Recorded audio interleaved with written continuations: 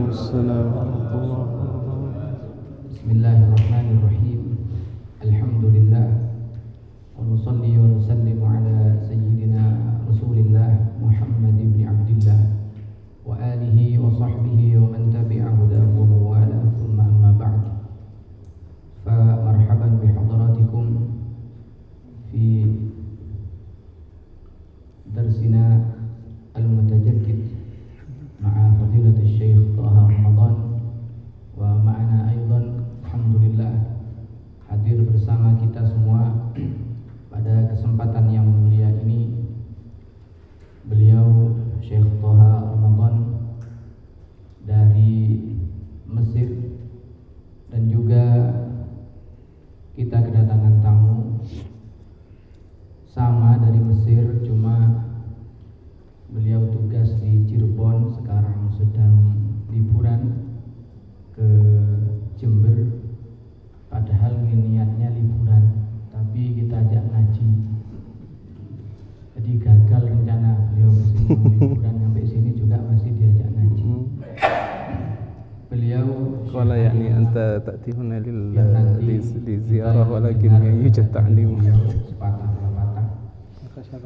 Yang pertama, mari kita bersyukur kepada Allah Subhanahu wa taala atas kesempatan yang diberikan kepada kita bersama untuk bisa hadir di dalam kajian kitab Hadis Arba'in An-Nawawiyah. Pada malam hari ini hadis kita insyaallah hadis ke-33 dari Hadis Arba'in Nawawiyah. Mungkin bagi yang baru bergabung bertanya, loh kok sudah 33? Kita sudah berjalan lebih dari setahun. Waktunya setiap hari Jumat malam atau Jumat malam Sabtu kita kajian hadis arba'in, keliling dari rumah ke rumah, dari rumah warga ke rumah warga, belusuan, karena memang sekarang lagi zamannya belusuan. Jadi alhamdulillah malam ini bisa sampai di sini, yaitu di tempat wisata Rembangan. Kami mengucapkan terima kasih yang sebanyak-banyaknya kepada teman-teman yang ikut membantu, terutama kepada yang memberikan fasilitas atas terlaksana kajian ini semua, yaitu beliau Bapak Haji Dodi. Beliau selaku fasilitator kajian kita malam ini. Namun sayang, seribu sayang, beliau ada kendala kesehatan sehingga tidak bisa hadir bersama kita karena beliau sedang periksa kesehatan ke dokter mata. Tadi informasinya sore mau hadir sehingga bisa bertemu dengan kita dan kita bisa mengucapkan terima kasih, jazakumullah hasanal jaza. Kita doakan mudah-mudahan segera diberikan kesembuhan oleh Allah, sehat walafiat zahir wa batin insyaallah. Dan kepada kita semua teman-teman yang sudah ikut membantu, rombongan-rombongan yang tidak bisa kami sebutkan satu persatu karena berjalannya majelis ilmu ini, diantaranya itu adanya yang hadir di antara rukun ilmu, yaitu ada syekh, ada talib, ada tilmid, ada murid. Apalah artinya guru kalau tidak ada murid? Ya Syekh Thaha kalau tidak ada panjenengan dulu di depan, nggak mungkin beliau ngaji arba'in sendirian di sini. Begitu juga walaupun kita datang berbondong-bondong semua, kalau beliau nggak hadir, gesami mawon tidak akan ada majelis ini. Jadi kita semua saling melengkapi, dan juga kami ucapkan terima kasih kepada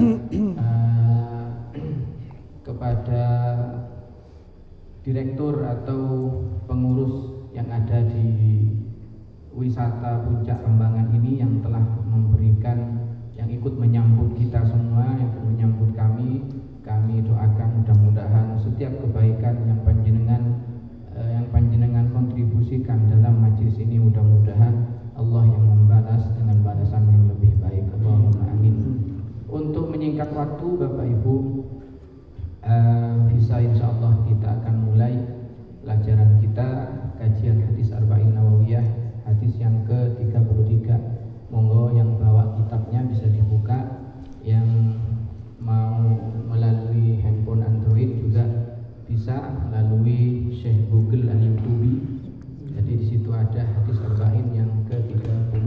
juga atau hanya sekedar mendengarkan boten napa-napa, insyaallah akan diterjemah nanti oleh Akhinul Mahbub Al-Ustaz Dr. Ahmad Fajar, dan nanti akan ditutup dengan perkenalan serta kata motivasi dari Syekh Ali Alam, nanti akan kami terjemah.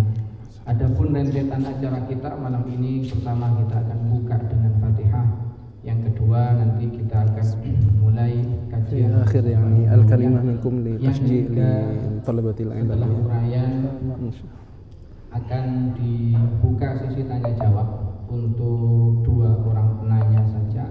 Kemudian yang terakhir yaitu kalimat dari Syekh Ali nanti, dan akan ditutup kita membaca doa bersama-sama. Al-Fatihah ila hadratin Nabi Mustafa Muhammadin sallallahu alaihi wasallam wa alihi wa ashabihi wa azwajihi wa dhurriyyatihi wa ahli baitihi al-kiram, thumma ila jami'i abaihi wa ikhwanihi min al-anbiya'i wal mursalin wal awliya'i wa syuhada'i was salihin was sahabati wat tabi'in wal ulama'i al-'amilin wal musannifin al-mukhlisin, khususan ila al-mu'allif hadzal kitab al-imam an-Nawawi rahimahullahu ta'ala, wa nafa'ana Allah bihi wa bi'ulumihi fid darain amin. Al-Fatihah. A'udzu billahi minasy syaithanir rajim. Bismillahirrahmanirrahim. Alhamdulillahi rabbil alamin, arrahmanir rahim, maliki yaumiddin. Iyyaka na'budu wa iyyaka nasta'in. Ihdinas siratal mustaqim, siratal ladzina an'amta 'alaihim ghairil maghdubi 'alaihim waladdallin. Amin. Wal an ma'ana darsul arba'in an-nawawiyah wa nahnu fil hadits الثالث والثلاثون إن شاء الله مع فضيلة الشيخ طه رمضان، وسيقوم بترجمته أخي المحبوب الدكتور أحمد فجر عليه، يتفضل مشكورا. أعوذ بالله من الشيطان الرجيم. بسم الله الرحمن الرحيم. الحمد لله رب العالمين، والصلاة والسلام على سيدنا رسول الله صلى الله عليه وسلم. أحييكم بتحية الإسلام. السلام عليكم ورحمة الله تعالى وبركاته. طبتم جميعا وطاب سعيكم وممشاكم وتبوأتم من الجنة منزلا، اللهم آمين. أسأل المولى عز وجل أن يبارك فيكم وأن يرفع قدركم، وأسأله سبحانه وتعالى كما جمعنا في هذا المكان أن يجمعنا في الجنة مع سيدنا رسول الله صلى الله عليه وسلم، اللهم آمين. Bismillahirrahmanirrahim. Beliau Syekh Taha setelah membuka tadi dengan memuji kepada Allah Subhanahu wa taala, mengucapkan hamdalah, kemudian bersalawat kepada Nabi Muhammad sallallahu alaihi wasallam. Kemudian beliau mendoakan kita semoga kita diberikan keberkahan oleh Allah Subhanahu wa taala, dan semoga kita kelak nanti menjadi penghuni daripada surganya Allah Subhanahu wa taala, dan mudah-mudahan kita semuanya ini menjadi keberkahan apa yang kita lakukan pada malam hari ini. Bismillahirrahmanirrahim. Qala al-musannif rahimahullahu ta'ala wa nafa'ana bihi wa bi'ulumihi wa amaddana bimadadihi wa hafaza alaina bibarakatihi wa asarihi fid darain amin, ila an qala an ibni Abbas radhiyallahu anhuma anna Rasulullah sallallahu alaihi wasallam qala law yu'tan nasu bid'awahum ladda'a rijalun amwala qaumin wa dima'ahum walakinil bayyinatu 'alal mudda'i wal yaminu 'ala man ankara. Hadithun hasanun rawahul Baihaqi hakadha ba'duhu fi الصحيحين. تكلمنا في اللقاء السابق عن حديث لا ضرر ولا ضرار، وقلنا هذا الحديث يتعلق بالعبادات والمعاملات، فلا يوجد هناك ضرر ولا ضرار لا في العبادات ولا في المعاملات. Pada pertemuan yang lalu kita sudah membahas hadis yang berbunyi la darara wa la dirar, tidak boleh kita membahayakan diri kita sendiri ataupun kita membahayakan kepada orang lain. Dalam hadis la darara wa la dirar ini ada dalam hal yang bersifat ibadat dan ada hal-hal yang bersifat muamalat. وهذا الحديث الذي معنا اليوم بمشيئة الله تبارك وتعالى نتكلم عن القضايا والأحكام. Adapun hadis yang akan kita pelajari pada malam hari ini, kita akan membahas tentang qadiyah-qadiyah, tentang beberapa hukum-hukum yang akan kita pelajari pada malam hari ini. فالدين الإسلامي ليس رهبانية لم يأمرنا بالعبادة فقط وإنما الدين عبادة ومعاملة. Agama Islam ini bukan agama rahbaniyah, agama yang kemudian hanya menuntut kita hanya beribadah saja kepada Allah Subhanahu wa taala. Tetapi agama Islam juga agama yang menuntut kita bermuamalah baik kepada orang lain. كما أن الشريعة الإسلامية جاءت لحفظ الدين كذلك جاءت لحفظ المال. Sebagaimana syariat Islam itu dia datang kepada manusia untuk menjaga agama kita, syariat Islam juga datang kepada kita agar dia menjaga harta kita. النبي صلى الله عليه وسلم كما علم الناس الصلاة والصيام والزكاة والحج كذلك أيضا كان قاضيا يقضي بين الناس. Nabi Muhammad sallallahu alaihi wasallam selain beliau adalah guru yang kemudian mengajar kepada manusia baik itu masalah salat, zakat, puasa dan haji, beliau juga kemudian menjadi seorang qadhi, seorang hakim yang kemudian memutuskan perkara di antara manusia. هذا صحابي جليل يسمى الأشعث بن قيس. هذا الرجل كان لديه بئر ماء ولكن لا يستعمله فأعطاه لابن عم له أي لأخيه. Dalam hadis ini ada kisah seorang sahabat yang bernama As'ath. Beliau mempunyai sebuah sumur yang kemudian sumur itu tidak digunakan, kemudian dia berikan kepada anak daripada saudaranya.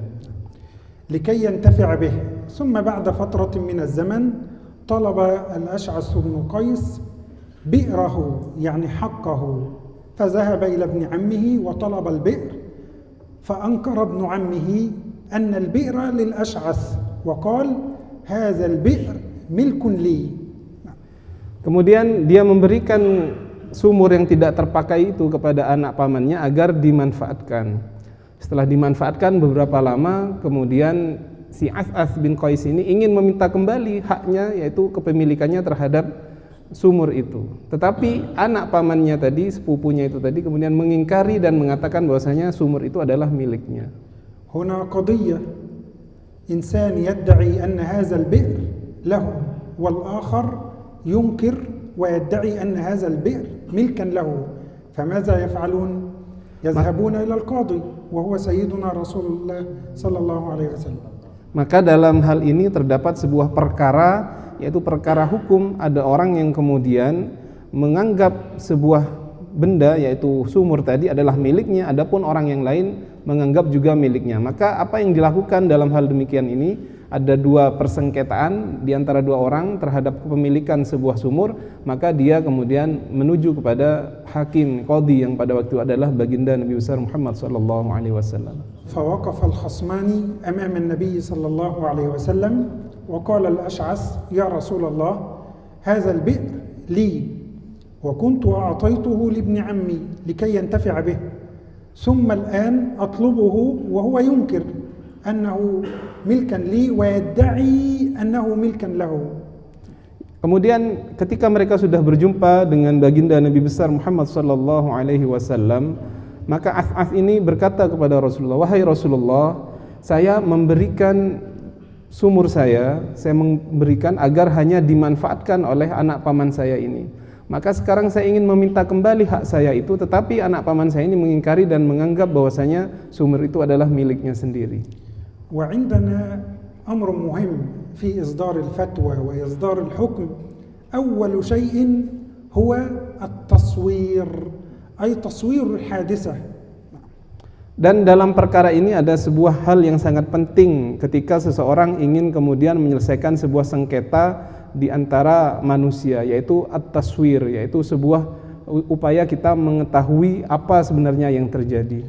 وتصوير هذه المسألة حتى نفهمها هذه ملك لي وأنا لا أنتفع بها الآن والشيخ عبد العزيز يريد أن ينتفع بهذا الماء فقلت له خذ هذه الزجاجة انتفع بها ثم عليك أن تردها إلي مرة ثانية عند حاجتي إليها. Maka saya memberikan contoh dalam masalah ini, misalkan ya, saya sekarang mempunyai sebuah gelas yang berisi air. Maka saya sekarang tidak membutuhkan terhadap gelas ini, maka saya katakan kepada Syekh Abdul Aziz misalkan, ini silahkan Anda manfaatkan daripada gelas ini. فالشيخ عبد العزيز أخذ الزجاجة وعند حاجتي إليها طلبته أن يرد إلي هذه الزجاجة فأنكر أنها ملكا لي وادعى أنها ملكا له.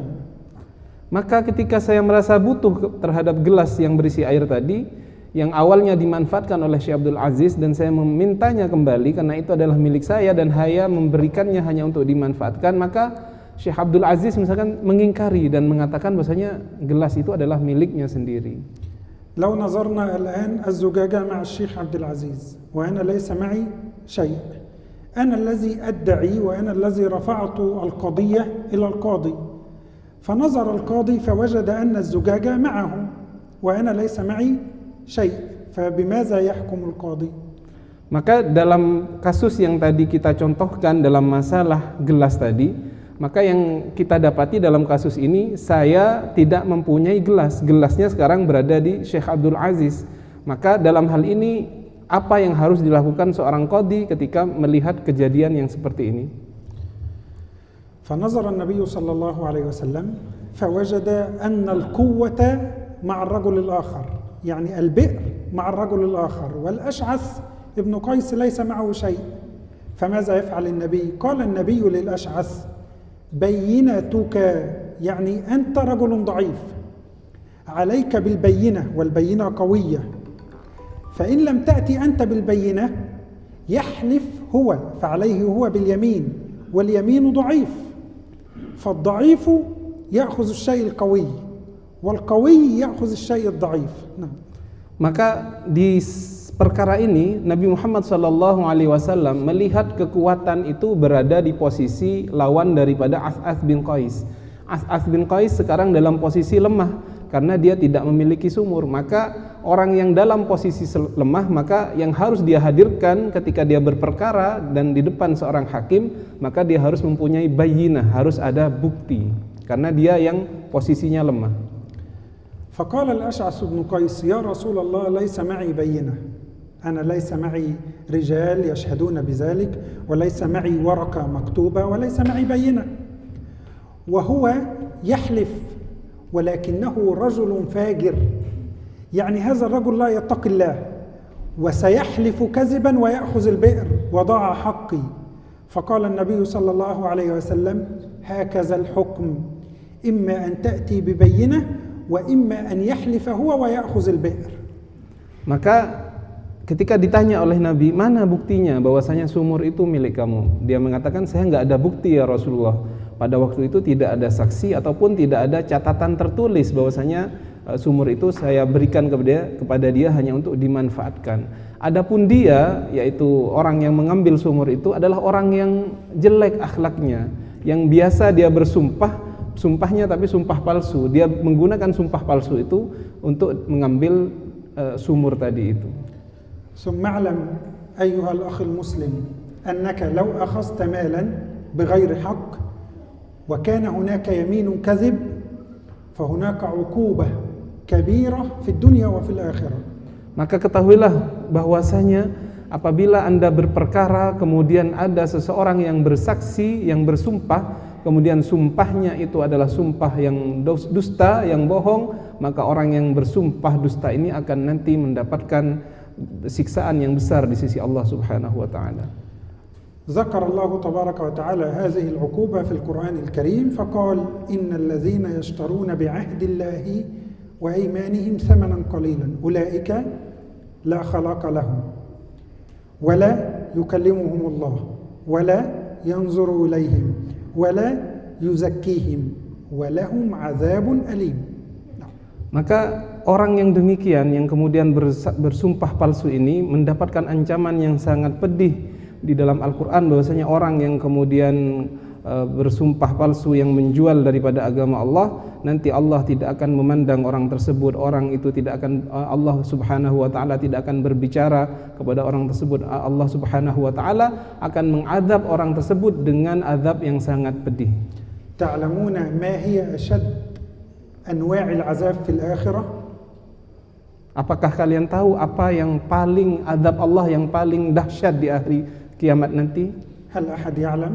Apakah ada yang tahu kiranya? ما هو أشد أنواع العذاب في الآخرة؟ Apa azab yang paling pedih yang diberikan Allah di hari kiamat nanti?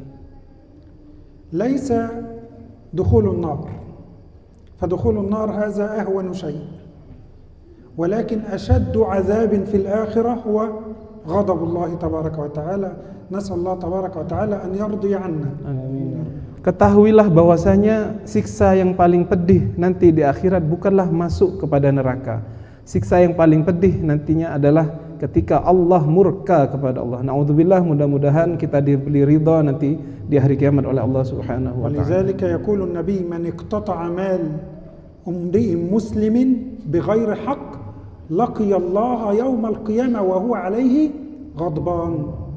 Makanya dalam sebuah hadis dikatakan, barang siapa yang mengambil hak harta seorang muslim dengan haram, maka nanti dia akan bertemu dengan Allah dan Allah akan dalam keadaan marah pada waktu kepada orang tersebut. كما كنا أشد أنواع العذاب في الآخرة غضب الله، وأكثر أنواع النعيم في الآخرة رضا الله سبحانه وتعالى. Sebagaimana kita katakan bahwasanya azab yang paling pedih nanti di akhirat adalah murkanya Allah Subhanahu wa taala. Sebaliknya, yang paling nikmat di dunia di akhirat nanti adalah ketika Allah meridhoi kita. ولذلك المولى عز وجل ينادي على عباده في الجنة بعدما يدخل أهل الجنة الجنة، اللهم اجعلنا منهم. Amin. ويدخل أهل النار نسأل الله تبارك وتعالى السلامة منها. ينادي المولى عز وجل على عباده في الجنة وهم يتنعمون ويتلذذون فيقول الله تبارك وتعالى يا عبادي. Maka nantinya ketika semua orang sudah kemudian diputuskan, ahlu surga masuk ke surga, ahlu neraka masuk ke neraka, apa khitab Allah yang dikatakan kepada ahlu surga? Maka Allah mengatakan, ya ibadi, wahai hamba-hambaku. Al-ibad يتنعمون ويتلذذون في الجنة فيها ما لا عين رأت ولا أذن سمعت ولا خطر على قلب بشر. فينادي المولى يا عبادي هل رضيتم؟ انظروا هل رضيتم يا عبادي؟ فيقولون يا رب ولم لا نرضى وقد أعطيتنا ما لم تعطي أحدا من العالمين. Maka ketika Allah Subhanahu wa taala berkata kepada ahli surga, ya ibadi, wahai hamba-hambaku. Ahlu surga pada waktu itu dalam keadaan diberikan nikmat oleh Allah Subhanahu wa taala, sedang merasakan kelezatan nikmat daripada Allah Subhanahu wa taala. Dikatakan oleh Allah, apakah engkau sekarang ridha kepadaku? Ya, kemudian mereka menjawab ahlu surga, ya Allah, bagaimana kami tidak ridha sedangkan kami sedang dalam keadaan diberikan nikmat yang sangat besar oleh engkau. فيقول الله تبارك وتعالى لأهل الجنة ألا أعطيكم ما هو أفضل من ذلك؟ فيقولون يا رب وهل هناك أفضل من هذا النعيم؟ فيقول المولى عز وجل نعم أحل عليكم رضاي فلا أسخط عليكم أبدا اللهم ارض عنا برضاك يا رب العالمين. Maka kemudian dikatakan kepada ahli surga oleh Allah Subhanahu wa taala, apakah kalian ingin sesuatu yang lebih nikmat daripada yang sedang kalian rasakan sekarang ini? Maka mereka berkata ahlu surga, ya Rabb, apakah ada yang lebih nikmat daripada nikmat yang kami rasakan sekarang ini? Maka Allah berkata, nikmat yang paling besar adalah ketika aku kemudian meridhai kalian semua dan aku sama sekali tidak marah kepada kalian semua. اعلم أن هناك محكمة في الآخرة والقاضي هو المولى عز وجل والنعيم في الجنة والعقاب في النار. Maka ketahuilah nanti di akhirat akan ada pengadilan. dan yang menjadi hakimnya adalah Allah Subhanahu wa taala. Di pengadilan ini nanti akan dipisah orang yang mendapatkan surga dan dipisah kepada orang-orang yang masuk kepada neraka yang mendapatkan siksa. فإن أخذت مالا في الدنيا بغير وجه حق فاعلم علما يقينيا أنك ستقف بين يدي الله وسترد هذا المال، ولكن الرد يوم القيامة لا يكون بالأموال وإنما يكون بالحسنات والسيئات. Ketahuilah bahwasanya apabila ada dari kita sekarang ini mengambil hartanya orang lain dengan zalim, dengan haram, maka ketahuilah nanti di akhirat kita akan membayar apa yang kita sudah ambil tersebut. Bayarnya bukan lagi dengan uang, tapi yang akan kita bayarkan kepada orang lain adalah semua daripada kebaikan-kebaikan yang telah kita lakukan di dunia. I'lam anna allazi yahkumu fid dunya huwa bashar yusib wa yukhti'. وحكم الحاكم في الدنيا لا يبيح الحرام ولا يحلل الحرام، فلو أن القاضي حكم لك بمال هو ليس حقا لك فاعلم أنه قطعة من النار كما أخبرنا النبي صلى الله عليه وسلم. Maka ketahuilah di dunia ini seseorang itu, kemudian seorang hakim akan menghakimi dengan sesuatu yang benar, maka dia hukumi dengan benar. Sesuatu yang salah dia hukumi dengan yang salah. Apabila seorang hakim kemudian dalam perkara yang salah dia menghukumi dengan benar dan memberikan sebuah harta yang tidak benar kepada seseorang, ketahuilah bahwasanya harta yang diperoleh itu adalah sebuah harta yang qit'ah minan nar, harta yang kemudian dia adalah potongan daripada api neraka. Kullama kasura akhdhul mali minal haram kullama ibta'ada al-insanu 'anil iman wa qalla imanuhu fal-iman yazid wa yanqus. Ketahuilah bahwasanya semakin banyak seseorang itu mengambil harta dengan jalur haram, maka itu akan membuat imannya semakin menipis. Ketahuilah bahwasanya itu iman itu adalah yazid, bertambah, wa yanqus, dan juga berkurang. Lamma tuwfiya Rasulullah sallallahu alaihi wasallam wa waliya al-khilafah Abu Bakr as-Siddiq radhiyallahu tabaraka wa ta'ala anhu قال لأصحابه أنا أريد من يساعدني، فقال عمر بن الخطاب رضي الله تبارك وتعالى عنه أنا أكفيك القضاء، وقال أبو عبيدة ابن الجراح رضي الله تبارك وتعالى عنه وأنا أكفيك بيت المال. Maka di zaman ketika Nabi Muhammad SAW wafat, maka kemudian khalifah digantikan oleh Sayyidina Abu Bakar As-Siddiq. Maka ketika itu Sayyidina Abu Bakar berkata, siapa sekarang yang akan membantuku? Maka Sayyidina Umar berkata, saya akan membantumu dalam hal pengadilan, saya akan menjadi qadhi, akan menjadi hakim. Maka Ubaidah yang lain mengatakan, sahabat yang lain mengatakan, saya akan membantumu dalam urusan Baitul Mal. فجلس أمير المؤمنين عمر بن الخطاب قاضيا في عهد خلافة سيدنا أبي بكر الصديق عام كامل لم يذهب إليه أحد للمخاصمة ولا للقضاء. Maka ketika Sayyidina Umar menjadi qadhi di zamannya Khalifah Abu Bakar selama 1 tahun penuh, tidak ada satu orang pun yang kemudian mendatangi Sayyidina Umar baik berperkara ataupun meminta keputusan. فذهب أمير المؤمنين عمر بن الخطاب إلى خليفة رسول الله صلى الله عليه وسلم سيدنا أبي بكر الصديق وقال أنا أطلب منك أن تعفيني من القضاء، أنا لا أريد أن أكون قاضيا. فقال أبو بكر الصديق أمن شدة القضاء، يعني القضاء صعب عليك؟ قال لا، ولكني أجلس بين مؤمنين. انظروا إلى هذا اللفظ، أجلس بين مؤمنين علم كل واحد ما له وما عليه. Maka ketika itu Sayyidina Umar menjadi qadhi di zaman Sayyidina Abu Bakar. Maka suatu hari Sayyidina Umar datang kepada Sayyidina Abu Bakar yang menjadi khalifah pada waktu itu. Dikatakan, ya Amirul Mukminin, saya ingin berhenti menjadi qadhi, ingin resign. Apa kata Sayyidina Abu Bakar? Ya Umar, apakah perkara qadhi, perkara pengadilan ini berat bagi kamu? Tidak berat. Tetapi sekarang saya sedang berada di kalangan orang yang mukminin. Saya sekarang berada di kalangan orang yang mukminin, orang-orang yang beriman kepada Allah Subhanahu wa taala. لما خلقنا الله تبارك وتعالى وضع فينا شيء يسمى الغريزة، حب المال، حب الأولاد، حب النساء، حب متاع الدنيا، هكذا.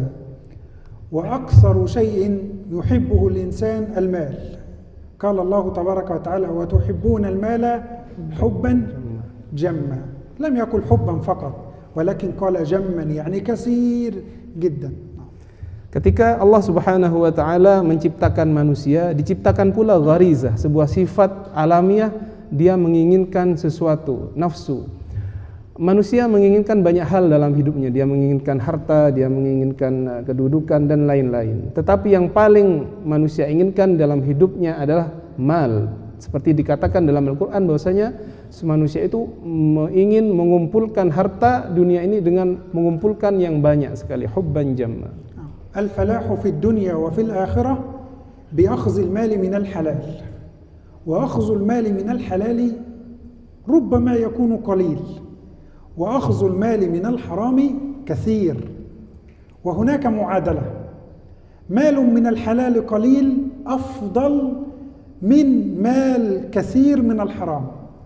Maka orang ketika berusaha hidup di dunia ini hanya mencukupkan dirinya dengan yang halal saja, yang dia dapatkan sedikit. Tetapi apabila dia ingin harta yang banyak, maka dia menggunakan cara-cara yang haram. Maka cara yang halal hasilnya sedikit, cara yang banyak maka dia menggunakan cara-cara yang haram. فالفلاح في الدنيا وفي الآخرة كما كنا بأخذه من الحلال. ولذلك الله تبارك وتعالى قال: كل، يعني يا محمد، لأصحابك وللمسلمين ولأمتك: لا يستوي الخبيث والطيب ولو أعجبك كثرة الخبيث. Maka seperti yang kami katakan tadi, yang beruntung di dunia ini adalah orang yang mencukupkan dengan harta halal walaupun itu sedikit. Itulah orang yang beruntung. Maka dikatakan tidak sama antara harta yang baik dan harta yang jelek, walaupun harta yang jelek itu jumlahnya sangat banyak sekali. Man akhadha malan min al-haram لن يدخل الجنة حتى يدخل النار.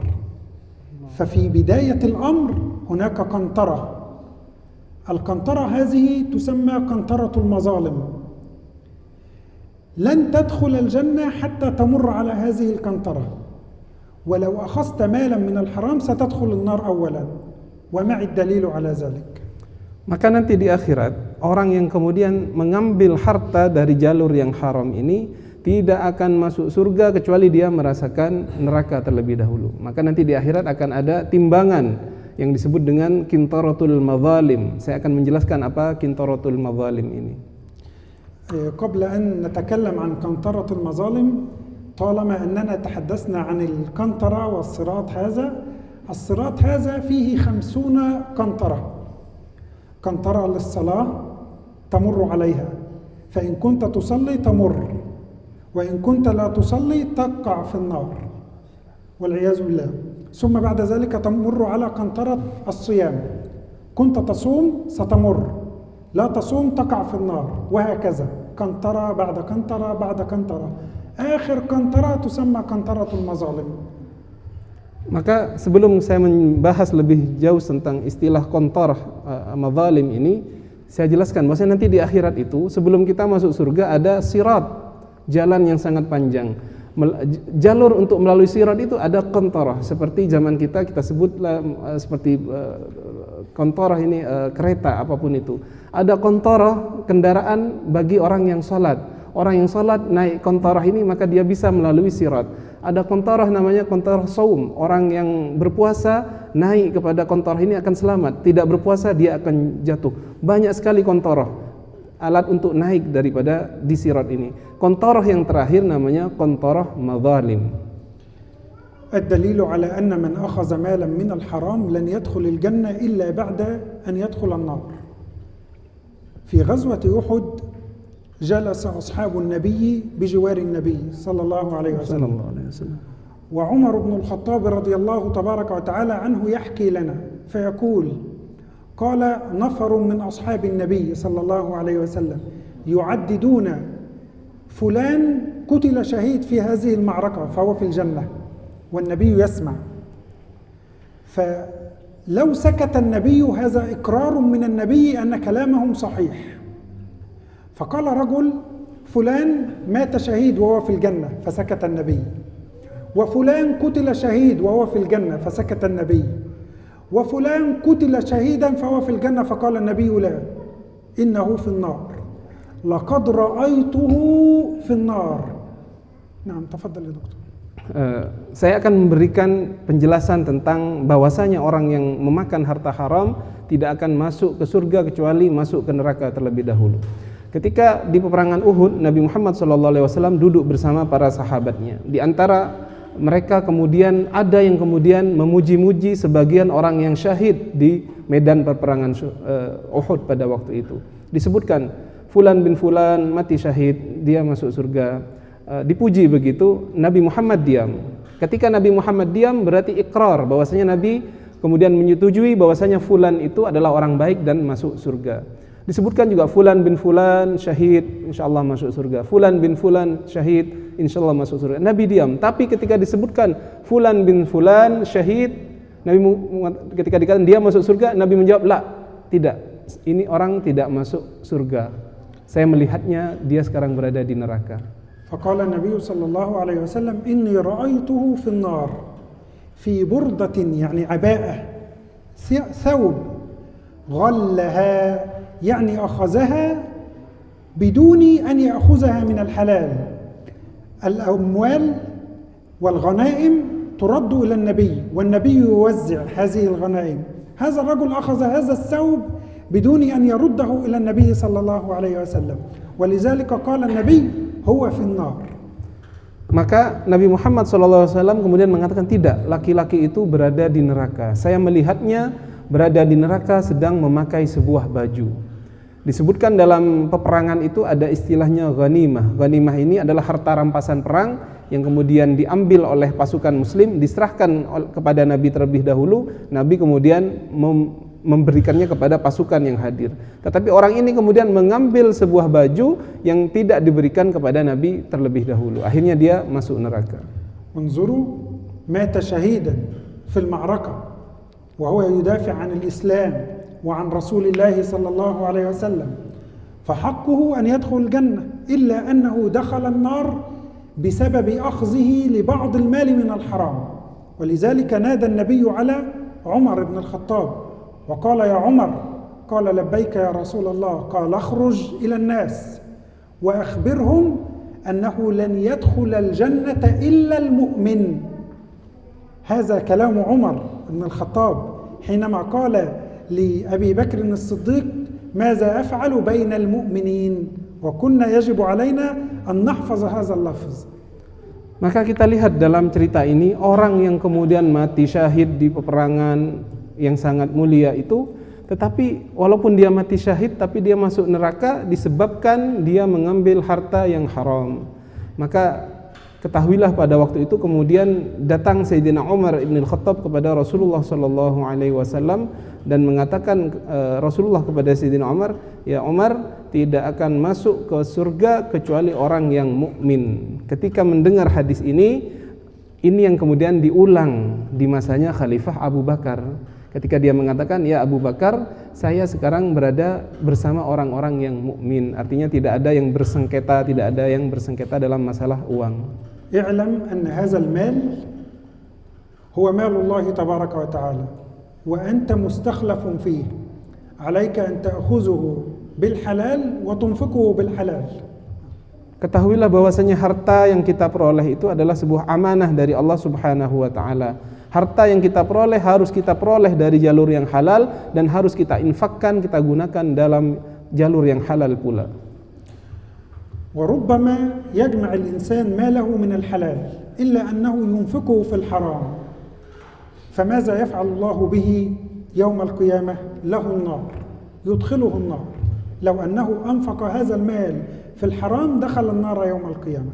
Maka mungkin sebagian dari kita proses pengambilan hartanya, kerjanya itu halal. tetapi digunakan harta tersebut dalam sesuatu yang haram. Apa yang kemudian balasan daripada Allah orang yang kemudian menginfakkan hartanya dalam hal haram, maka itu adalah balasannya juga neraka dari Allah Subhanahu wa taala. ولذلك يقول النبي صلى الله عليه وسلم إن رجالا يتخوضون في مال الله ولم يقل في أموالهم ولكن قال في مال الله يتخوضون يعني يتصرفون في المال وينفقون المال بغير حق يعني في الزنا وشرب الخمر وغير ذلك من المحرمات التي حرمها الله فقال النبي في نهاية الحديث فلهم النار يوم القيامة.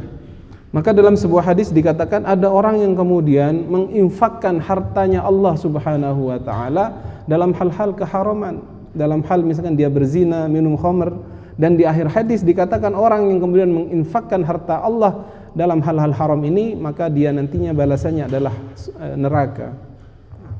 وهذا الحديث أخبرنا النبي صلى الله عليه وسلم بحفظ المال فحفظ المال واجب يجب علينا أن نحفظ المال حتى لو أنني أقرض إنسانا وأعطيه دينا وجب علي أن أكتبه إذا تداينتم بدين إلى أجل مسمى فاكتبوه هذا من أبواب حفظ المال.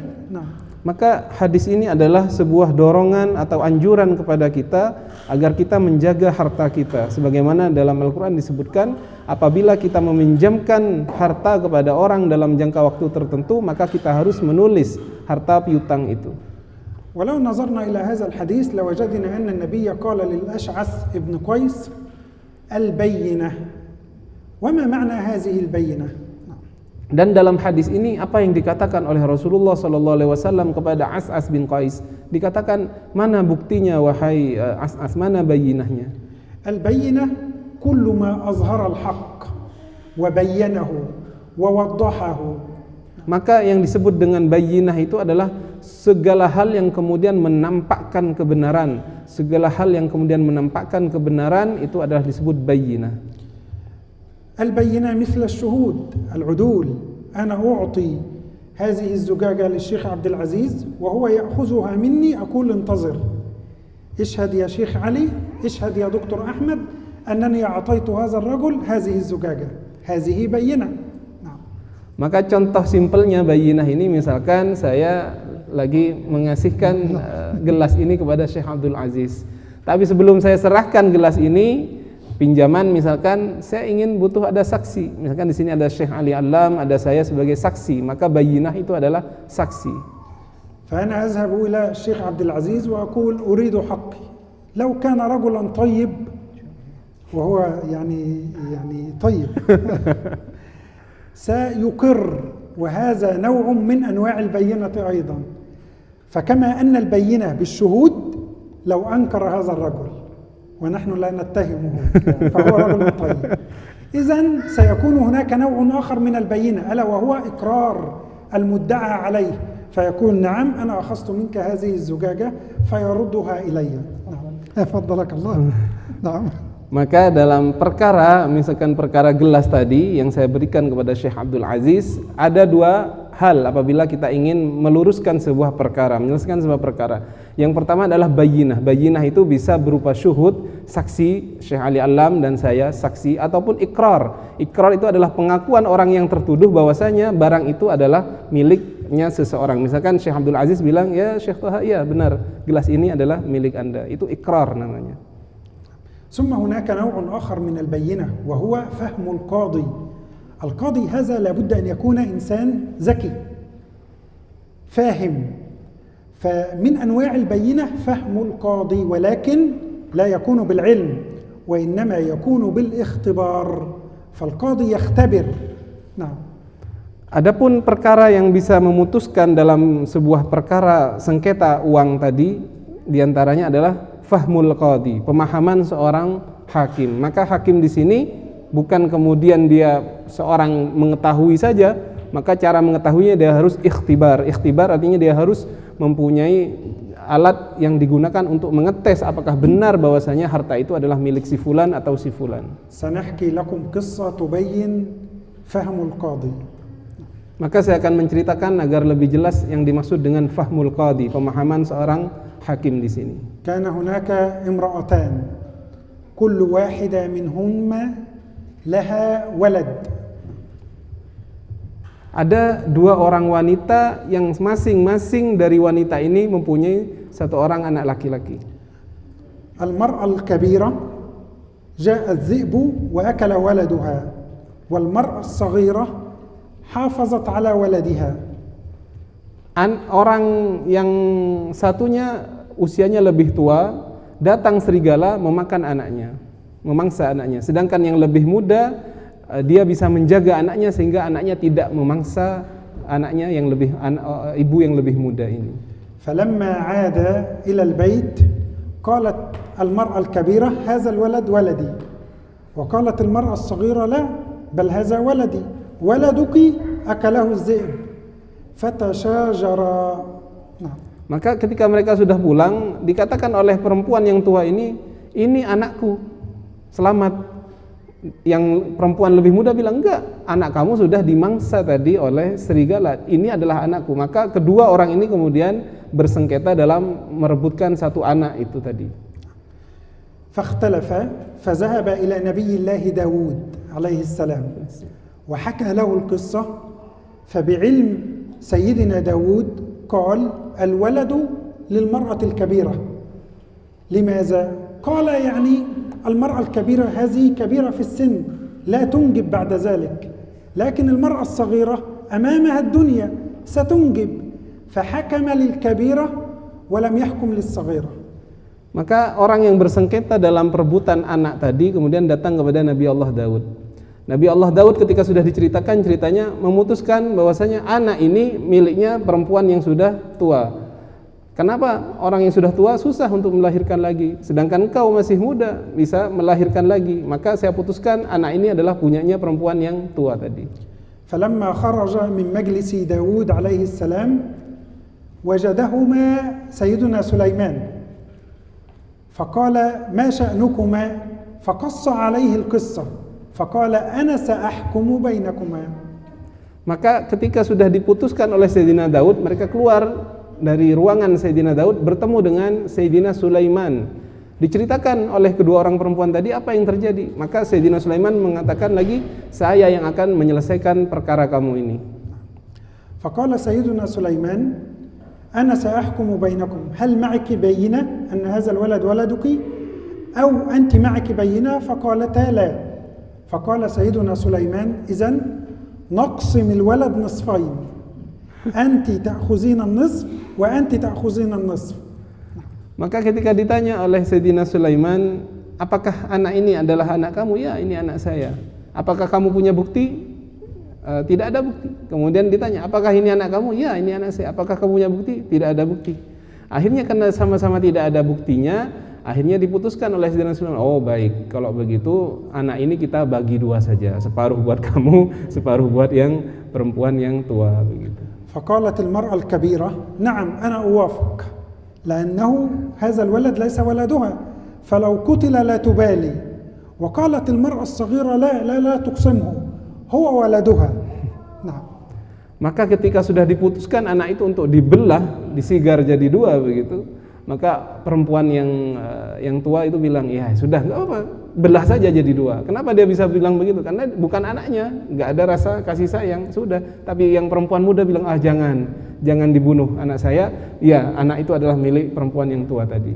ففهم سيدنا سليمان أن المرأة التي تخاف على هذا الولد هي تخاف عليه لأنها تشعر بالحب والحنين إلى ولدها، أما الأخرى لا تخاف عليه، فحكم بالولد للمرأة الصغيرة.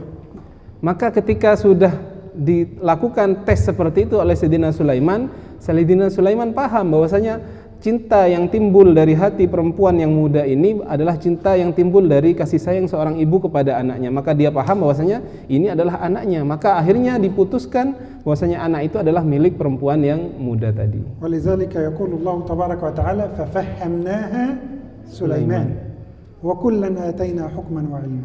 Maka dalam Al-Qur'an dijelaskan bahwasanya kita telah memberikan pemahaman kepada Nabi Sulaiman. أيضا هناك نوع آخر من البينة من اختبار الحاكم عندما ادعت امرأة العزيز أن يوسف عليه السلام أراد أن يزني بها فرفع أمرهما إلى القاضي. Adapun contoh yang lain adalah ketika Imra'atu Aziz, perempuan daripada Al-Aziz, kemudian mengangkat perkara bahwasanya Yusuf ingin memperkosa dia, dan itu kemudian diangkat kepada hakim, diperkarakan kepada hakim. فقال القاضي شهد شاهد من أهلها هذا هو القاضي الذي فصل في القضية هناك بينة إن كان القميص يعني الثوب قد فتح من الأمام فهي صادقة وهو كاذب وإن كان هذا الثوب أو القميص فتح من الخلف فهي كاذبة وهو صادق. Maka qadhi yang pada waktu itu adalah anggota keluarganya sendiri mengatakan, apabila baju Nabi Yusuf itu yang robek adalah bagian depannya, maka yang benar adalah yang perempuan tadi, Imratul Aziz, sedangkan Nabi Yusuf adalah pembohong. Tetapi apabila baju Nabi Yusuf itu yang robek dari belakang, maka yang benar Nabi Yusuf, sedangkan Imratul Aziz adalah yang berdusta. فلما رأوا القميص فتح وقطع من الخلف قال زوجها إنه من كيدكن إن كيدكن عظيم. هذا يدل على أن هناك على الحاكم أن يكون ذكي فاهم ويختبر إن لم تكن هناك بينة. Maka ketika sudah diketahui bahwasanya baju Sayyidina Yusuf terrobek dari belakang, maka kemudian suami dari Imratul Aziz itu berkata bahwasanya ini adalah sebuah tipu dayamu, tipu daya seorang perempuan, dan ketahuilah bahwasanya tipu daya mereka itu adalah tipu daya yang sangat sekali. إذن لو كانت هناك قضية فالذي يبدأ بالقضية أي المدعي عليه البينة وإن لم يكن معه بينة يأتي الدور على المدعى عليه ويحلف فإن لم يأتي المدعي بالبينة حلف المدعى عليه وأخذ الشيء وانتهت القضية. Maka dalam sebuah perkara sengketa harta itu terdapat penuntut yang dituntut. Orang yang menuntut ini apabila ingin mengambil sebuah harta, dia harus punya bayinah, punya bukti. Apabila dia tidak punya bukti, maka orang yang dituntut diharuskan untuk bersumpah. Apabila dia bersumpah bahwasanya harta itu memang punya dia, maka harta itu akan dimiliki oleh orang yang dituntut. Kalau dia bersumpah, maka selesai sampai di situ. ولذلك قال النبي واليمين على من أنكر والعرب تسمي الحلف بالله يمين لأنها كانت تبسط يدها اليمنى حين الحلف. Maka saksi bayinah tadi disebutkan dalam bahasa Arab itu dengan yamin. Ketika dia bersumpah, kenapa kemudian yamin? Yamin itu artinya tangan kanan. Ketika dia bersumpah, dia kemudian menjolorkan tangan kanannya seperti ini, maka disebut dengan yamin, sumpah. ثم لو كانت هذه الحلف كذب تسمى يمين الغموس لأنها تغمس صاحبها في النار. Maka ketika orang yang bersumpah tadi adalah pendusta, sumpahnya dusta, maka disebut yaminul ghamus. Artinya apa? Sumpahnya tadi menjerumuskan dia masuk kepada neraka. ففي نهاية هذا اللقاء يعني يجب علينا أن نتحري الحلال وأن نطلب المال من الوجوه المشروعة التي بينها لنا النبي صلى الله عليه وسلم وبينها القرآن الكريم لنا وأن نبتعد عن الحرام فإذا كان المال كثير في الدنيا فإنه سيكون عذابا أليما في الآخرة. هذا وشكر الله لكم حسن استماعكم والسلام عليكم ورحمة الله تعالى وبركاته. Waalaikumsalam warahmatullahi wabarakatuh. Maka yang terakhir dari saya, maka marilah kita bersama-sama menjaga untuk mencari harta yang halal. Harta yang halal itu adalah harta yang akan membawa keselamatan bagi kita. Adapun harta yang banyak tetapi dia berasal dari sesuatu yang haram, maka itu akan menjadi beban bagi kita dan kita akan dibalas dengan neraka kelak di hari kiamat. Nauzubillah min dzalik. Demikian yang bisa disampaikan oleh Syekh Thaha Ramadhan. Alhamdulillah. Jazakumullah khairan. Barakallahu fikum wa nafa'ana Allah bikum. Allahumma amin. Sudah banyak yang kita dengarkan dari uraian hadis yang ke-33, yang mana pada intinya jika boleh kita simpulkan bahwa yang pertama, betapa Islam itu sangat memelihara dan menjaga hak kepemilikan seseorang. Harta yang sedikit bila didapatkan dari jalan yang haram, maka harta itu kelak akan dipertanggungjawabkan, di mana di hari itu harta tidak lagi berguna, dan semua kezaliman atas nama harta kelak akan dituntut dan harus dibayar sebagai ganti rugi, dan pembayarannya bukan diganti dengan harta, karena harta di hari itu sudah tidak berguna, akan tetapi pahala dan kebaikan yang dimiliki akan diberikan kepada orang yang pernah diambil hartanya dengan cara yang tidak hak.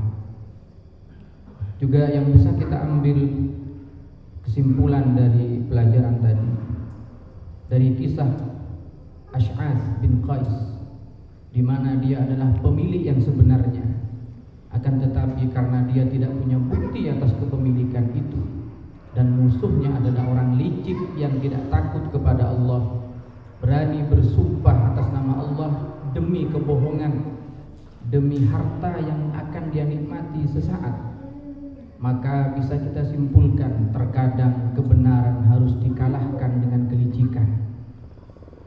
Belum tentu orang yang kalah dia yang salah, tetapi terkadang orang benar dikalahkan. Kenapa? Karena maaf, kalau kajian kita ini diadakan di gedung mahkamah yang menjadi jamaahnya adalah para hakim, insya Allah ini lebih bermanfaat. Karena dari tadi yang dijelaskan hakim harus begini, kita bukan hakim. Jangankan hakim, wasit aja nggak ada di sini.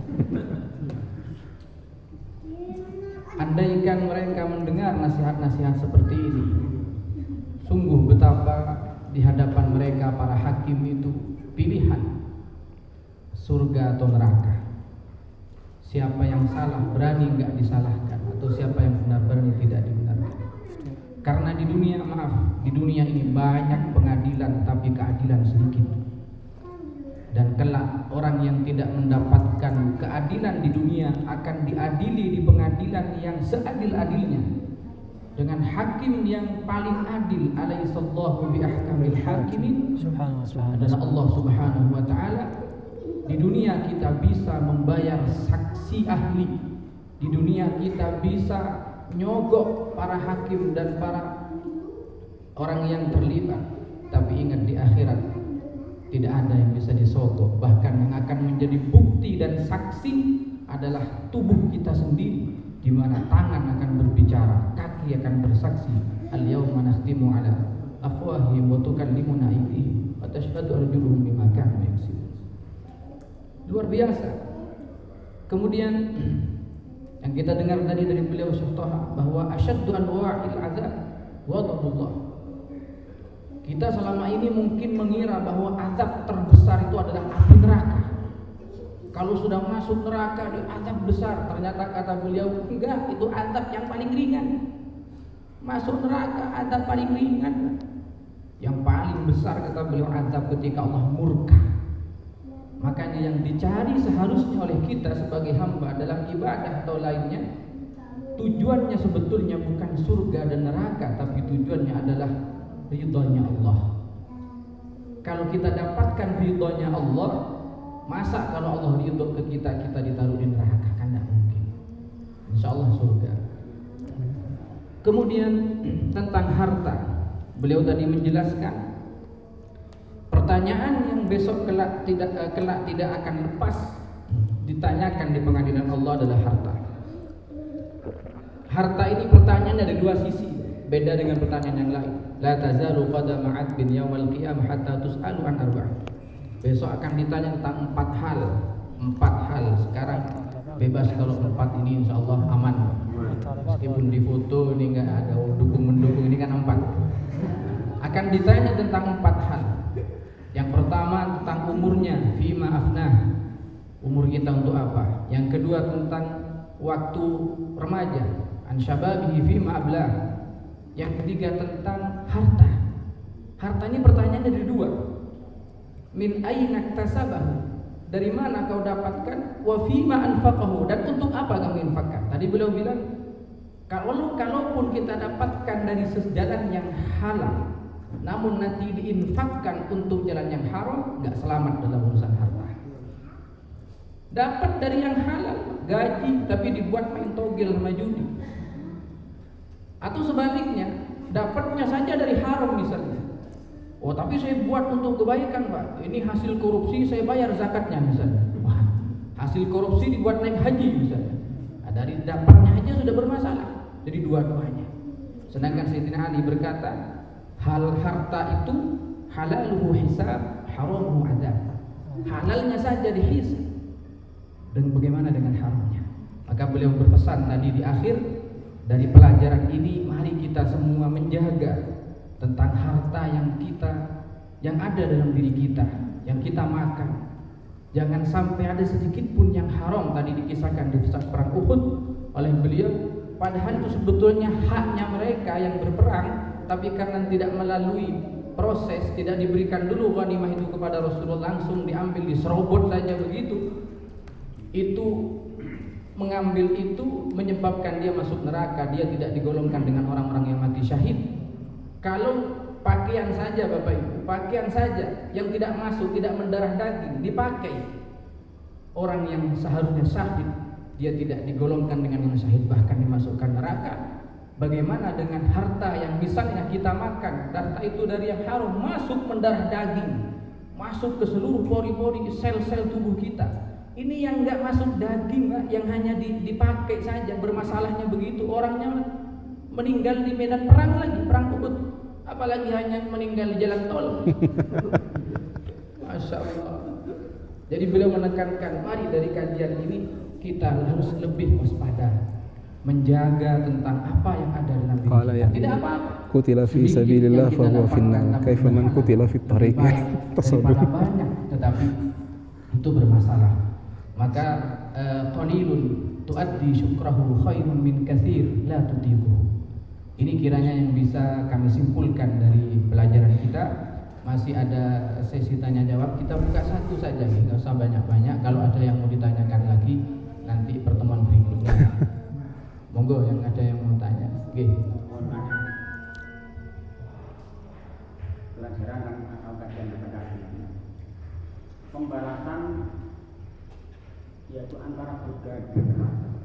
Sedangkan kita sekarang ini, mohon maaf, sedangkan kita sekarang ini kurang mengerti dan tersambil berbuat. Selanjutnya, perbuatan apa yang kita lakukan pada hari ini untuk mencapai supaya tidak menjalankan hal-hal yang tidak kita inginkan dan tidak dipertanyakan oleh Allah Subhanahu wa Ta'ala. Itu saja yang kami tanyakan. Mohon maaf. Wassalamualaikum warahmatullahi wabarakatuh. Baik, pertanyaannya ini tidak tahu mic-nya dikasihkan ke Syekh Ali, jadi Syekh Toha diberikan ke Syekh Ali untuk jawab dan tetap menerjemahkan sama Dr. Ahmad kalau begitu. يعني قال يعني إنه يعلم هذه كلها، ولكن كيف للماضي يعني هو ارتكب يعني خطأ في الماضي. كيف عن الماضي الذي كيف يصلحه؟ تمام. الحمد لله وصلى الله على سيدنا ومولانا محمد وعلى آله وصحبه وبعد. يعني تكلم الإمام الغزالي رحمه الله عن هذا السؤال: أين أنفق المال الحرام؟ أنا معي مال حرام أخذته في الماضي، أين أنفق هذا المال الحرام؟ هناك طريقين لا ثالث لهما. الأول: أنا أخذت هذا المال من حرام وأنا أعرف صاحب هذا المال. الثاني: أنا أخذت هذا المال من حرام والآن لا أجد صاحب المال ولا أعرفه. Baik, untuk permasalahan Anda, misalkan ada orang yang kemudian terlanjur mengambil harta haram, kemudian bagaimana kemudian setelah dia sadar, dia harus gimanakan harta itu, harus diinfakkan kemana. Ada dua hal di sini. Yang pertama adalah dia mengetahui orang pemilik yang hak dari harta ini masih ada. Yang kedua, pemilik hak dari harta ini sudah enggak ada. Baik. الأول الذي أخذ المال من حرام مثل وهو يعرف صاحب المال كالذي أخذ المال من أخته في الميراث يظلم الميراث يأخذ المال ثم بعد ذلك يتوب إلى الله واجب في التوبة أن يرد المظالم أن يأخذ المال الحرام ويذهب إلى أخته ويقول هذا مال حرام أخذته منك خذيه.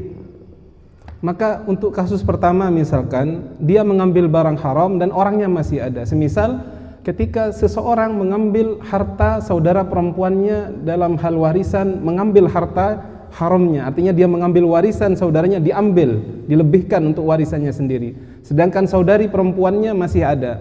Maka ketika dia sudah bertaubat, maka dia wajib kemudian mengambil harta yang sudah diambil tadi dan dia wajib kemudian bertaubat kepada Allah Subhanahu wa taala. المال الطريق الثاني الذي أخذ المال ثم لا يعرف صاحب المال ولا يجده مثل الذي يأخذ الرشوة الموظف الذي يأخذ الرشوة هو يأخذ من هذا ومن هذا ومن هذا ثم بعد سنة اثنين أخذ مال كثير ولا يعرف صاحب هذا المال.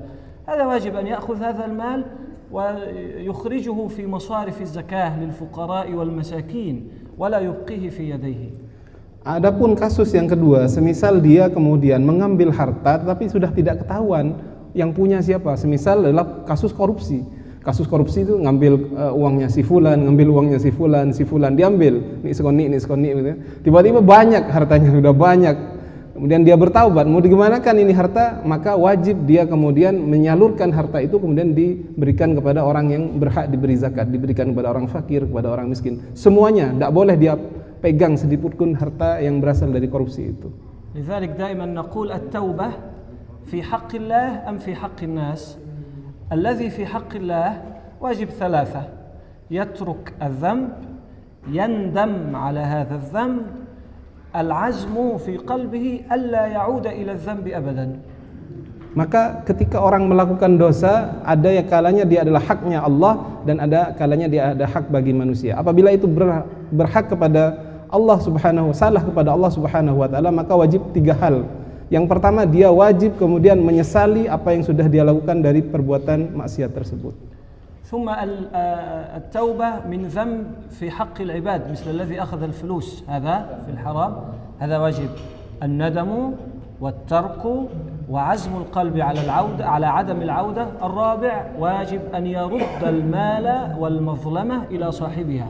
Adapun apabila orang kemudian mempunyai hak atau salah kepada orang lain, mengambil hartanya misalkan, maka cara bertaubatnya adalah selain dia kemudian nadam, bersedih, kemudian menyesali, bertaubat kepada Allah Subhanahu wa taala, wajib juga dia kemudian mengembalikan harta yang dia ambil dari saudaranya dengan tidak hak itu secara keseluruhan.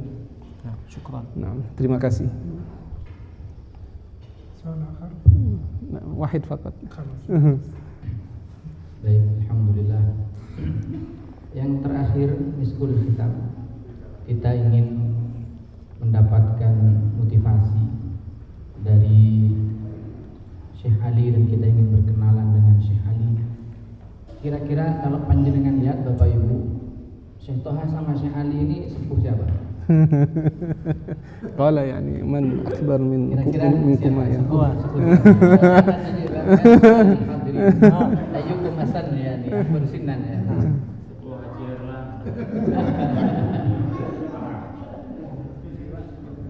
Monggo yang bisa jawab boleh pulang duluan. Insyaallah biar nanti dijelaskan sama beliau. Yani الكلمة الأخيرة يلقيها فضيلة الشيخ علي علام،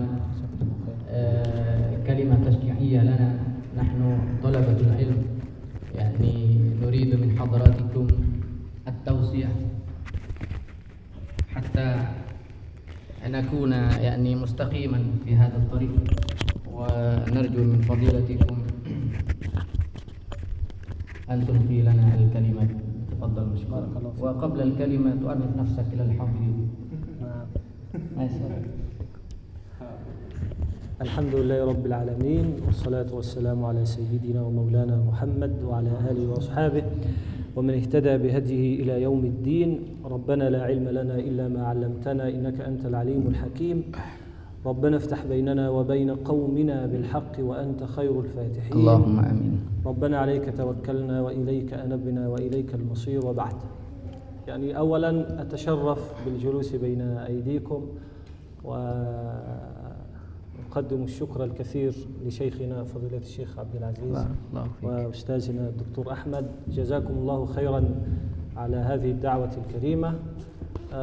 ودامت إندونيسيا وأهلها طيبة بأهلها في سلام وأمان دائما أبدا يا رب العالمين. Baik, setelah beliau membuka dengan muqaddimah, basmalah, hamdalah dan sholawat, beliau mengatakan saya mendapatkan kehormatan dan kemuliaan di tengah-tengah keberadaan saya, di tengah-tengah panjenengan semua yang hadir. Berterima kasih kepada semua yang terlibat di dalam suksesnya acara ini, dan beliau berterima kasih atas undangan dan jamuan ini, dan beliau mendoakan kita bangsa Indonesia akan selalu menjadi bangsa yang baik dengan masyarakat yang baik, sehingga kebaikan akan selalu dan senantiasa berada dalam diri kita. Al-insanu bunyanullah, nahnu khalqullah subhanahu wa ta'ala. والله سبحانه وتعالى في قرآنه أخبر فقال ألا يعلم من خلق وهو اللطيف الخبير. وسبحانه وتعالى العالم بخلقه، لهذا أرسل لهم الرسل وأنزل عليهم الكتب وختم بنبينا محمد صلى الله عليه وسلم وأعطاه القرآن الكريم. Manusia ini adalah ciptaan Allah. Ciptaan ibaratkan bangunan yang dibangun. Maka dikatakan di dalam ayat ala ya'lamu man khalaq, tidakkah manusia itu tahu siapa yang menciptakan? Yang menciptakan adalah dia, adalah zat yang maha kuasa. Maka kemudian setelah Allah menciptakan manusia, Allah turunkan para rasul sebagai perantara, dan Allah turunkan pula buku pedoman dan panduan hidup kita, yaitu berupa kitab-kitab suci yang diturunkan kepada para rasulnya. ولصلاح هذا الإنسان جاء القرآن الكريم. هذا القرآن كما نعلم جميعا أول آية نزلت فيه قوله سبحانه وتعالى اقرأ، وآخر آية نزلت فيه قبل وفاة النبي ب9 ليال قال تعالى واتقوا يوما ترجعون فيه إلى الله. Untuk kemaslahatan manusia yang diciptakan oleh Allah ini, kemaslahatan kita, maka diturunkan kitab suci Al-Quran. Ibaratkan kita produk, ada buku panduan supaya produk ini tetap terjaga, terlestarikan dengan baik. Dan tahukah kita, kitab suci Al-Quran itu ayat yang pertama kali turun adalah kata Iqra, bacalah, berbicara tentang pendidikan. Dan ayat yang terakhir turun ialah ayat di mana tidak ada ayat lagi turun setelah itu. 9 malam setelah turunnya ayat itu Rasulullah wafat, yaitu ayat yang ada di akhir surat Al-Baqarah, wattaqu yawman turja'una fihi ilallah, dan takutlah kalian semua wahai manusia terhadap hari di mana nanti kalian akan dikembalikan kepada Allah Subhanahu wa taala. Awwalu ayatil Qur'ani nuzulan amara Allah bil qira'ah wal 'ilm. وآخر آيات القرآن نزولا أمر الله سبحانه وتعالى بالتقوى. وهنا يذكر بعض علمائنا فيقول هنا ملمح أنك إن أردت أن تحيا حياة كريمة عليك بالعلم. إن أردت أن تكون في هذه الحياة كريما في حياتك عليك بالعلم. ثم إن أردت أن تحيا يوم القيامة مع الصالحين في الجنة ومع النبيين عليك بالتقوى. فأول الدنيا هذه وصلاحها العلم وصلاح الآخرة التقوى. Dari 2 ayat pembuka dan penutup ini bisa diambil satu pelajaran penting, bahwa ayat pembuka, ayat pertama yang turun berbicara tentang ilmu. Maka barang siapa yang ingin hidupnya di dunia ini baik, maka dia harus berilmu. Dan ayat yang terakhir turun yaitu berbicara tentang ketakwaan. Maka barang siapa yang ingin hidupnya di akhir nanti, yaitu di akhirat, ingin baik, maka dia harus bertakwa kepada Allah sehingga dia kelak dikumpulkan dengan orang-orang yang bertakwa. Maka antara ilmu dan takwa ini harusnya menjadi satu kesatuan. Di dunia kita berpegang pada ilmu, dan untuk bekal kita menuju akhirat, kehidupan yang kedua adalah ketakwaan kepada Allah. لهذا في الآية التي نحفظها جميعا قال سبحانه وتعالى شهد الله أنه لا إله إلا هو والملائكة وأولو العلم قائما بالقسط. الله يشهد أنه لا إله إلا هو ويأخذ معه الملائكة في الشهادة يشهدون، ثم كل الناس، لا ليس كل الناس، أولو العلم أهل العلم مع الله في الشهادة سبحانه وتعالى. هذه الآية تبين فضل طلب العلم وفضل العلم، هم مع الله مع الشاهدين يشهدون مع الله سبحانه وتعالى. Di dalam ayat yang sama-sama kita hafal, yaitu syahidallahu annahu la ilaha illa huwa wal malaikatu wa ulul ilmi qa'iman bil qist. Di sini tentang persaksian, yang pertama adalah dari Allah, yang kedua dari malaikat, kemudian yang ketiga dari manusia. Apakah semua manusia masuk? Enggak. Hanya sebagian manusia yang mereka adalah orang-orang yang punya ilmu. Maka orang yang punya ilmu itu dibersamakan derajatnya setelah Allah, malaikat, baru mereka manusia-manusia, orang-orang yang berilmu itu. لذلك أيضا هذه الآية تبين آية ثانية قال الله سبحانه وتعالى فيها يرفع الله الذين آمنوا منكم والذين أوتوا العلم درجات. الله يقول إنه سبحانه وتعالى يرفع أهل العلم درجة بعد درجة حتى جعلهم مع الشاهدين معه سبحانه وتعالى. Begitu pula dijelaskan dalam ayat yang lain bahwa orang yang punya ilmu itu diangkat derajatnya oleh Allah, bukan hanya satu derajat, bahkan beberapa derajat, sehingga derajatnya dikumpulkan dengan golongan itu setelah derajat para malaikat itu. Min hadhihi ar-rif'ah التي فهمها نبينا صلى الله عليه وسلم وفهمها الصحابة وطبقوها على الواقع أن قوما من صحابة رسول الله بيتهم بعيد عن مسجد النبي صلى الله عليه وسلم قالوا يا رسول الله نصلي معك الجمعة لكن بقية الصلوات المسجد بعيد اسمح لنا أن نبني مسجد في مكاننا ونصلي فيه ونأتي معك الجمعة. Kalau kita lihat bagaimana para sahabat di zaman Rasulullah, mereka matur kepada Rasulullah, ya Rasulullah, jarak antara rumah kami dan masjid engkau, Masjid Nabawi, itu jaraknya jauh. Maka izinkan kepada kami ya Rasulullah, kami hanya bisa datang setiap sholat Jumat saja ke masjid engkau ini, dan selebihnya sholat-sholat yang lain izinkan kepada kami untuk kami bangun masjid-masjid yang ada di sekitar rumah kami untuk kami jadikan tempat sholat. فوافق النبي صلى الله عليه وسلم ثم قال من يقف لكم إمام هذا كبير وهذا كبير كل واحد فيهم يريد أنا يا رسول الله. فإذا بالنبي يسألهم ما معكم من العلم ما معك من القرآن هذا معه قليل وهذا معه قليل حتى جاء صبي ليس كبير أصغرهم سنا فقال يا رسول الله معي البقرة وآل عمران فقال النبي له اقرأ فقرأ فقال أنت إمامهم جعله مقدم. Allah. Maka Nabi pun menyetujui, silahkan kalian bangun masjid-masjid tempat ibadah di dekat rumah kalian. Tapi yang ditanyakan oleh Rasulullah, kalau sudah ada masjid, siapa yang bisa jadi imam? Siapa yang mengimami? Semua orang yang sepuh-sepuh itu angkat tangan, saya ya Rasul, saya ya Rasul, saya ya Rasul. Ditanya, kau di kepalamu ada Quran surat apa? Jangan-jangan cuma trikul yang ada di sini. Ada yang paling muda usianya. Ini tambahan dari saya yang trikul itu. Jadi ada yang paling muda usianya itu bilang ke Rasulullah, ya Rasulullah, oh enggak boleh ya. Ya Rasulullah, saya paling muda tapi di kepala saya ada Al-Baqarah dan Ali Imran. Al-Baqarah dan Ali Imran. Kata Nabi, kalau begitu kamu yang imami. Fi zaman Sayyidina Umar radhiyallahu anhu wa ardhah, ja'ala ala kulli madinah waliyan.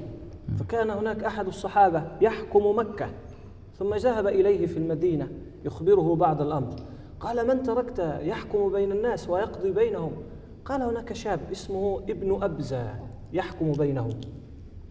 Di zaman Sayyidina Umar bin Khattab, beliau menjadikan setiap wilayah yang ada di Jazirah Arab pada waktu itu, setiap daerah beliau angkat seorang wali.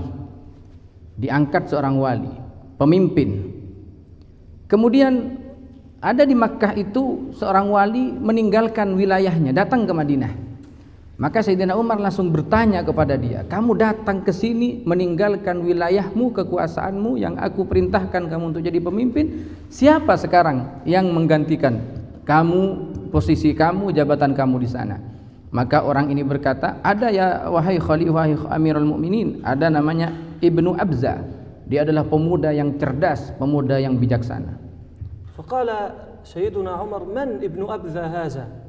Qala mawlan lana khadim. Khadim? Fata'ajjab Umar, khadim? Taj'al khadim yahkum ahlu Makkah? Kayfa hadha? قال إنه يحفظ كتاب الله. فرضي عمر وقال صدق رسول الله صلى الله عليه وسلم إذ قال إن الله يرفع بهذا الكتاب أقواما ويضع به آخرين. Allahu Akbar. Kemudian Umar bin Khattab bertanya, Ibnu Abza, siapa dia? Ibnu Abza itu siapa? Jadi orang nggak terkenal, bukan anaknya presiden, bukan anaknya menteri, bukan siapa. Ternyata kata wali ini, dia bekas khodim kami, dia bekas pelayan kami. Umar menjawab, pelayan kamu jadikan pemimpin? Khodim, budak dijadikan pemimpin. Tapi kata wali ini, wah, yang penting kan kualitasnya bung gitu. Apa? Dia hafal Quran. Hafal Quran. Maka kata Sayyidina Umar, wah, kalau begitu betul apa yang dikatakan Nabi. Sungguh dengan Al-Quran ini Allah mengangkat derajat satu kaum, dan dengan Al-Quran ini pula Allah rendahkan derajat satu kaum. Jadi seorang khodim yang hafal Quran bisa diangkat derajatnya. عندما جاء القرآن وجاء النبي صلى الله عليه وسلم كانت عادة الناس هذا غني إذن هو في الأمام مقدم، هذا كبير إذن خلاص أمام الناس يسمع كلامه، هذا فقير هذا خادم لا يؤخر. لكن القرآن رفض هذا فجاء فقدم أهل العلم. فلذلك من تعلم من الصحابة جعله النبي صلى الله عليه وسلم إما قائدا للجيش، إما إماما للمسلمين يصلي، إما قاضيا يحكم، ولو كان فقيرا ولو كان عبدا حبشيا مثل سيدنا بلال، إلا أنه لما تعلم الأذان وكان أحسن الناس أمره النبي أن يصعد فوق الكعبة فوق رؤوس الناس ويقدمه لأنه تعلم ولأنه أهل لذلك. يبدو أنه لا يزال حتى الآن. هكذا يعني. Baik, kata beliau, di zaman Rasulullah, di zaman awal-awal Islam datang, itu yang dimuliakan di tengah-tengah masyarakat, kalau bukan orang kaya, dia orang yang punya kedudukan, atau paling tidak orang yang paling tua. Kaya atau punya kedudukan atau paling tua dari segi usia. Itu mesti yang ada, yang selalu ditaruh di depan, yang dijadikan tokoh. Tapi ketika Islam datang, Islam menghapus tradisi itu. Yang dijadikan di depan adalah orang yang berilmu. Ilmu yang membuat orang itu berada di depan. Kita lihat bagaimana Sayyidina Bilal, dia mantan budak berkulit hitam dari Habasyah, tapi karena dia belajar, karena dia berilmu, maka diperintah oleh Rasulullah suatu saat naik dia ke atas Ka'bah. Dan di saat dia berada di atas Ka'bah, artinya berada di atas kepalanya semua orang yang ada di Masjidil Haram itu, maka itulah Bilal diangkat derajatnya karena ilmunya. Nabi sallallahu alaihi wasallam يعني يدرك حقيقة أراد أن نتعلمها وأن نحفظها، أن قوام المجتمع وصلاح المجتمع إنما يكون بالعلم أول شيء.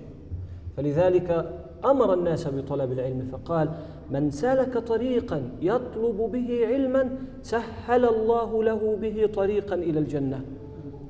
Baik, Rasulullah paham tentang kondisi kita, tentang kondisi masyarakat kita.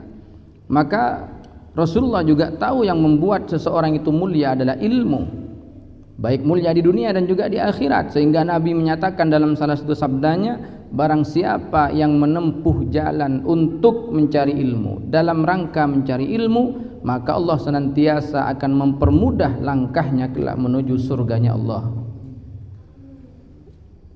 فمن فتح طريق العلم هذا في طريق إلى الجنة، في باب إلى الجنة، ثم هو في الطريق هذا إلى الجنة. يقول النبي أيضا: وإن الملائكة لتضع أجنحتها لطالب العلم رضاء بما يصنع. ما معنى هذا؟ الملائكة تكون طائرة.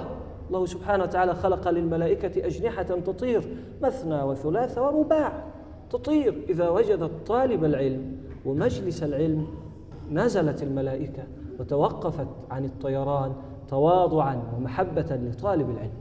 Dan juga dikatakan dalam hadis yang lain tentang fadilah keutamaan orang yang mencari ilmu, bahwa seluruh malaikat diperintah oleh Allah Subhanahu wa taala untuk membentangkan sayapnya kepada orang-orang yang mencari ilmu, yang berkumpul di majelis ilmu dalam rangka keridhaan dan menyetujui apa yang diperbuat oleh mereka. Apa yang dimaksud dengan sayap? Karena malaikat itu diberikan sayap oleh Allah Subhanahu wa taala untuk bisa berterbang, untuk bisa pindah dari satu tempat ke tempat yang lain.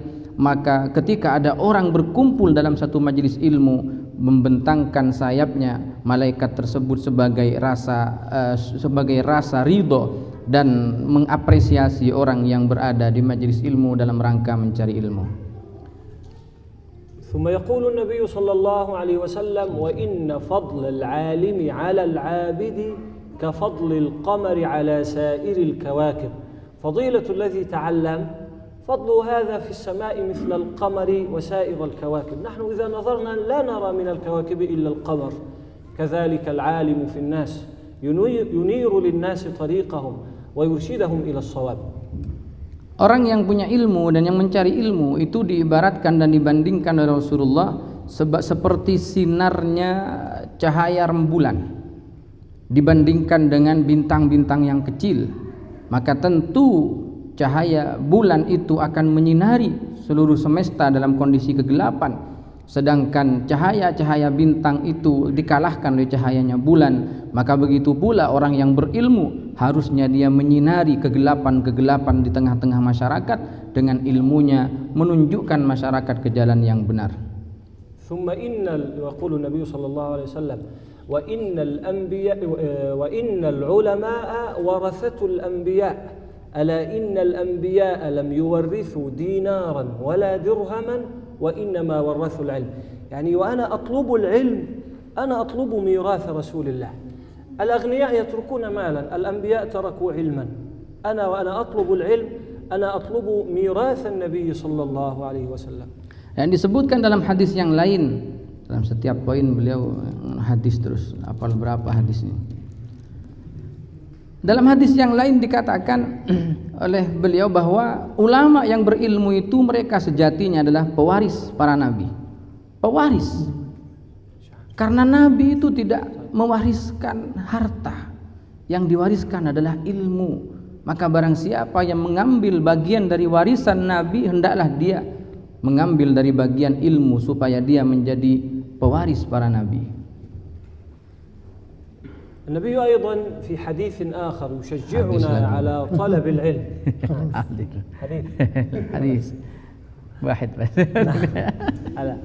يقول النبي صلى الله عليه وسلم: ما جلس قوم في بيت من بيوت الله يتلون كتاب الله ويتدارسونه يتعلمون وينشرون العلم إلا نزلت عليهم السكينة وغشيتهم الرحمة وحفتهم الملائكة وذكرهم الله في من عنده. إذا هذا مجلس العلم، مجلس تحضره الملائكة، تنزل الرحمة وتغشاهم، يعني تأتيهم من كل مكان وتدور من حولهم الملائكة وتأتيهم السكينة ثم الله يذكرهم في السماء. Allahu Akbar. Dalam hadis ini dikatakan bahwa barang siapa yang berkumpul di tempat yang mulia di rumah Allah dalam rangka, ini harus dicatat ya, berkumpul di rumah Allah dalam rangka mencari ilmu, bukan dalam rangka yang lain. Maka janji Rasulullah kepada orang yang melakukan hal tersebut, yatadarasuna bainahum, yatluna kitaballah yatadarasuna fima bainahum, maka janji Rasulullah ada 4. Yang pertama, diturunkan ketenangan hati dan ketentraman jiwa. Sudah panjenengan dari tadi saya yakin Yang punya hutang lupa sama hutangnya ketika di majelis ilmu. Nanti keluar ingat lagi. Makanya jangan keluar-keluar dari majelis ilmu. Nanti kita pulang panjenengan tetap di sini. Yang pertama ketenangan hati, ketentraman jiwa. Yang kedua diturunkan rahmat oleh Allah, kasih sayangnya Allah. Yang ketiga haffathumul malaikah, disaksikan oleh para malaikat-malaikatnya Allah. Di sekeliling kita ada malaikat yang menyaksikan kita.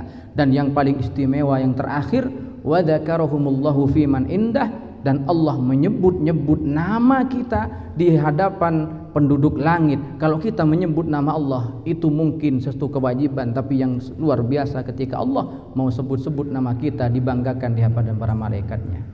يعني أشكركم شكرا جزيلا على هذا اللقاء الطيب وأسأل الله سبحانه وتعالى أن يعلمنا ما ينفعنا وأن ينفعنا بما علمنا وأن يزيدنا علما وأن يجعلنا من العلماء ومن العاملين بما تعلمناه. صلى الله على سيدنا ومولانا محمد وعلى آله وصحبه والحمد لله رب العالمين. بقي نقطة يا سيدي، أنت لم تعرف نفسك للحاضرين والحاضرون لا يعرفونك يعني اسمك وبينك وبين الشيخ طه حتى يعني يعني أخوكم علي عبد الوهاب علام من طلاب العلم في الأزهر الشريف. أكرمني الله سبحانه وتعالى في مصر، أنا من جيران الشيخ طه في المنزل. الحمد لله. ثم شاء الوالدين أن نتعلم في الأزهر ما شاء الله. ثم تخرجنا من نفس الكلية بنفس الدرجات ما شاء الله. ثم جاء قرار الأزهر بتعييننا في نفس اليوم في نفس المعهد. ثم جاء قرار البعثة في نفس الدولة. كل هذا باختيار الله سبحانه وتعالى. الله أكبر. Beliau memperkenalkan diri, namanya Ali Abdul Wahab Alam, dikenal dengan Syekh Ali Alam. Sudah selesai S3 dan doktornya sudah selesai, dua-duanya juga sudah doktor. Saya langsung S3, jadi nggak S3 langsung S3. Beliau ini dari kecil teman bermain, jadi main layangan bareng. Tidak ada mungkin layangan ini dari saya. Dari kecil, jadi rumahnya bertetangga, teman main, masuk madrasah satu kelas. Dari madrasah satu kelas terus sampai di kuliah satu kelas. Sampai kemudian beliau ini mengajar di satu tempat bareng sampai menjadi guru tugas. Dipilih oleh Al-Azhar, diseleksi ya, bukan berdasarkan kamu tetangganya siapa, kamu enggak, bukan itu seleksinya. Ada ujian Quran, ujian macam-macam, ujian hadis. Ketika seleksi itu lulus, ternyata dua-duanya sama-sama ditugaskan ke Indonesia. Dua-duanya sampai sekarang. Maka kalau saya boleh menyimpulkan, ini adalah simbol daripada salah satu hadis Nabi, warajulani tahabba fillah. InsyaAllah mudah-mudahan perkumpulan ini bukan hanya di dunia, InsyaAllah mudah-mudahan kelak berlanjut ke akhirat. Dan kita semua mudah-mudahan yang kenal dengan orang-orang soleh, siapapun guru-guru kita, guru-guru kami, panjenengan semua, mudah-mudahan perkumpulan ini tidak hanya di dunia. Mohon maaf kalau agak malam sedikit, karena ya kalau ngajinya sebentar eman-eman perjalanannya begini, ngajinya cuma seperempat. Setelah ini boleh panjenengan misalnya masih mau jalan-jalan dan lain-lainnya boleh, monggo, tapi sudah ada alhamdulillah hidangan sekedarnya, mohon diterima apa adanya, dan mudah-mudahan apa yang dihidangkan menjadi berkah bagi kita semua. Dan ini yang bisa kami sampaikan. Sekali lagi mohon maaf yang sebesar-besarnya. Untuk pertemuan yang akan datang menunggu pengumuman